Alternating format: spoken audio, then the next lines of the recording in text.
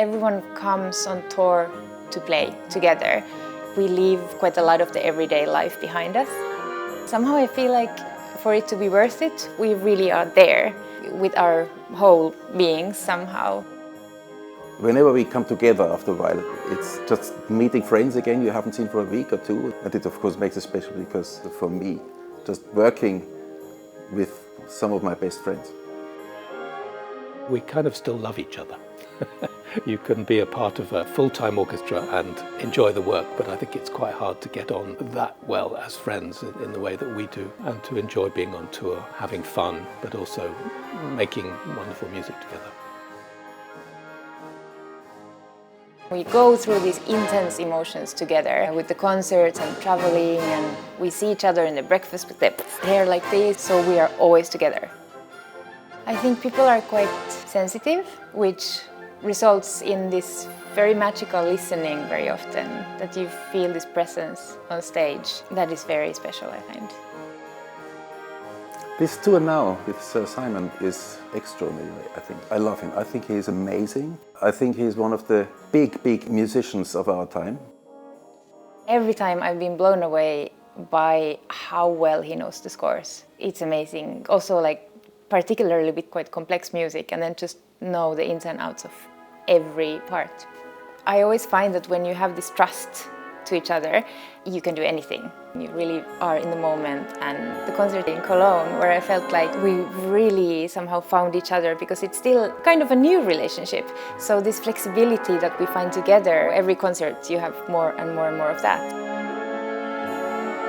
His musicianship, his influence in the rehearsals, he's so friendly and makes us laugh a lot, relaxes us. I mean, he's a great musician.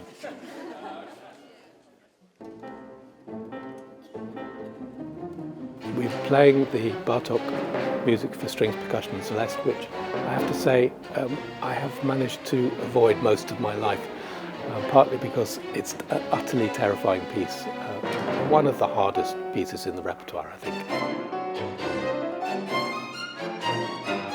So many intimate and dark colors, but also this like Hungarian dancing rhythms, a lot of polyrhythmics. So that part I love for the kind of intellectual challenge.